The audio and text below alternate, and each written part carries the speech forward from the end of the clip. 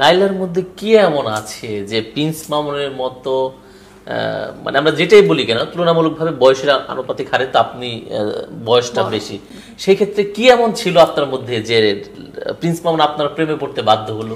আচ্ছা, প্রথমত আমার এখন তো মনে হয়েছিল যে এটা ওদের একটা প্রতারণার ফাঁদ ছিল পুরো পারিবারিকভাবে। দ্বিতীয় কথা, আমার সাথে ওর যখন সম্পর্ক হয় তখন আমরা কেউই বয়সের ডিফারেন্সটা ফিল করি না।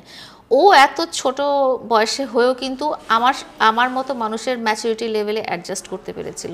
এবং একটা জীবন সঙ্গিনীর কী ধরনের চাহিদা বা কী ধরনের মানসিকতা বা কী ধরনের দিন যাপন, সেটার সাথে কিন্তু সে সুন্দর মতো অ্যাডজাস্ট করে অনেক বছর একসাথে থেকেছিলাম আমরা। এমন না যে 1 মাস প্রেম করে চলে গেলাম বা কিছুদিন ভিডিও করে চলে গেলাম, এরকম কিন্তু হয়নি।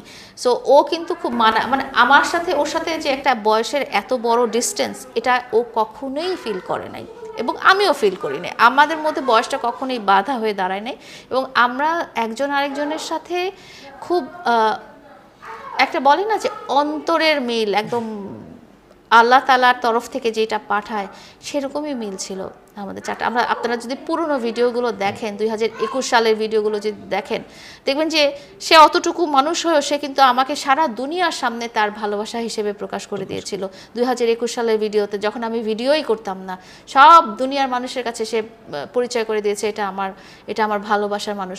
কিন্তু আমার কাছ থেকে ছেড়ে যাওয়ার পরে সে হয়তো আরও অনেক মানুষের সাথে সম্পর্ক করেছে, কাউকে কিন্তু আপনারা ক্যামেরাতে ওইভাবে দেখেন নাই বা সে কাউকে কিন্তু বলে নাই যে এটা আমার ভালোবাসার মানুষ।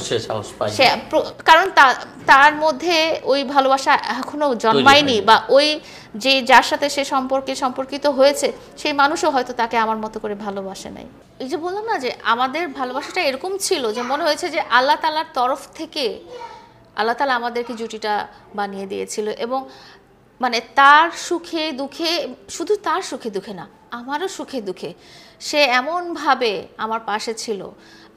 মানে সবাই বলতো যে আপনারা কেমন করে এত সুখী, যারা ব্যক্তিগতভাবে আমাদেরকে চিনত তারা সবাই বলতো যে আপনারা কেমন করে ভাই আপনাকে এত ভালোবাসে, কেমন করে আপু আপনাকে এতটা ভালোবাসে। এটা না মানে মন থেকে, আত্মা থেকে চলে আসে, আত্মার একটা অংশ হয়ে যায়। এটা আমি যদি ভাষায় প্রকাশ করতে যাই, ভাষায় প্রকাশিত হবে না। ওর প্রতিটা জিনিসে আমার নজর ছিল। এবং সবচেয়ে মজা, আজকে যেহেতু ওর কথা বলেই ফেলতেছি, বলি ওকে আমার না কখনো কিছু মুখ ফুটে বলতে হতো না। ও যদি আমার দিকে তাকাতো, আমার দিকে তাকায়, ও বুঝে যেত যে আমার মধ্যে কি চলতেছে, আমি ভালো আছি না আমি খারাপ আছি, এই জিনিসটা সে বুঝে ফেলতো যে আমি কেমন আছি বা আমার সাথে কি হয়েছে বা আমি ওকে কিছু বলতে চাচ্ছি কিনা।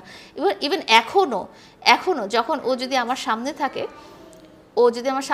ও আমার দিকে তাকিয়ে বুঝবে যে আমি ওকে কি বলতে যাচ্ছি, আমাকে এই শব্দ ওয়ার্ডে ওকে এক্সপ্রেস করতে হবে না। তো এই ধরনের বন্ডেজ আসলে একমাত্র আল্লাহ তাআলার তরফ থেকে আসলে হয়ে আসে।